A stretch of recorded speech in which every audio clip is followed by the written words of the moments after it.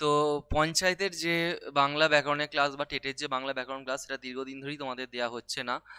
তো খুব তাড়াতাড়ি আমরা সেই ক্লাস নিয়ে আসছি আজকে। তারই মধ্যে কয়েকটা ঝলক তোমাদের দেখানোর জন্য এসেছি।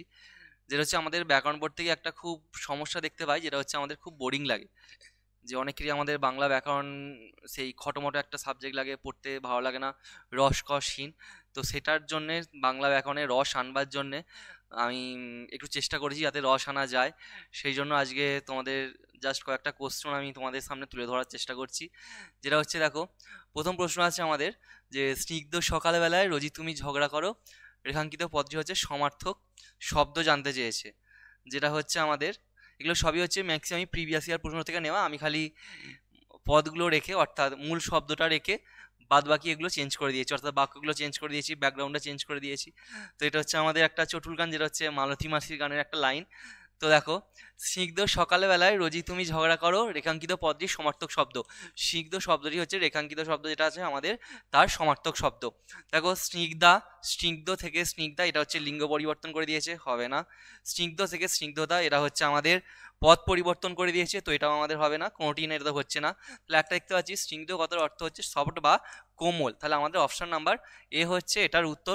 নেক্সট দেখো, কোকিলের কণ্ঠ তোমার সারা পাড়া শোনে, এটা হচ্ছে রেখাঙ্কিত পদটির কারক।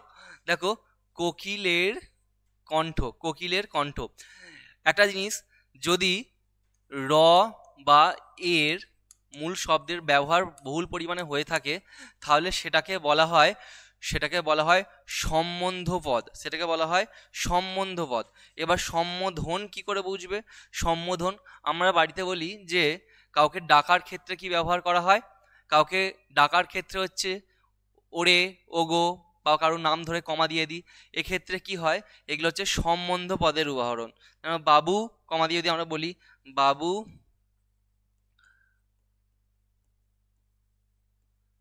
তুমি খেয়েছো, খেয়েছো যদি আমরা এটা বলি, এই যে বাবু এরপর কমা দেওয়া আছে, এটা হচ্ছে সম্বোধন পদের উদাহরণ। আর সম্বন্ধ পদ কোনটা? ওই যে বললাম যে মূল ক্রিয়াপদের সঙ্গে মূল সম্পর্ক বেরোবে না। যেমন কোকিলের কণ্ঠ তোমার সারা পাড়া শোনে, এটা তো ক্রিয়াপদ, শোনে হচ্ছে ক্রিয়াপদ। দেখো, যদি আমরা প্রশ্ন করি, হয়তো মনে হবে এটা কর্তৃকারক হতে পারে, যেহেতু আমাদের আছে কর্তৃকর্ম। তো দেখো, কে শোনে যদি বলি, কে শোনে তোমার সারা পাড়া শোনে, কে শোনে? সারা পাড়ার লোক শোনার কথা বলা হচ্ছে। তো এখানে যদি বলি যে কি দিয়ে প্রশ্নগুলো হয়তো পাচ্ছি, কি শোনে? কোকিলের কণ্ঠ শোনে।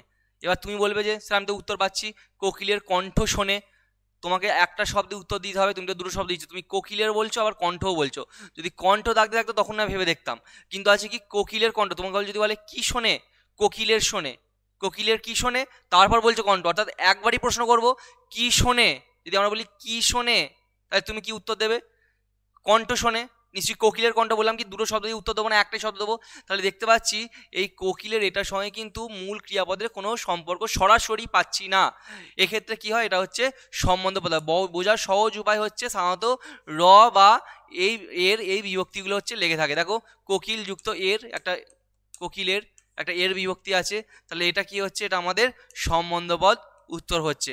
এই নিয়ে তোমাদের পুরো সিরিজ চলবে পঞ্চায়েতের বাংলার ক্লাসের, যেটা হচ্ছে আজকে ক্লাস কয়েকটা কোশ্চেন নিয়ে এলাম। পরবর্তী ক্লাস পেতে চাইলে আমাদের সিডার ডিসকাউন্ট ইউটিউব চ্যানেলটি সাবস্ক্রাইব করে রেখো। খুব দেখা হচ্ছে তাড়াতাড়ি। ধন্যবাদ সকলকে।